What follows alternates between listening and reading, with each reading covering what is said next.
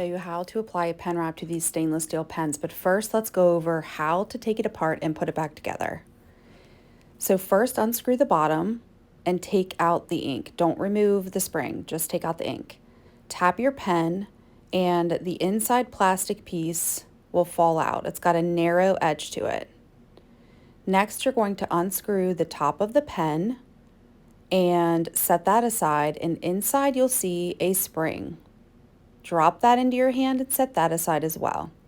Now there is one more plastic piece that will easily drop out once the top is unscrewed.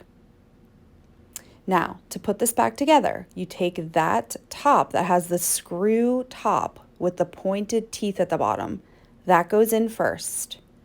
Then take the next plastic piece with the narrow edge that has little teeth at the top. It's split in the middle. That goes in second.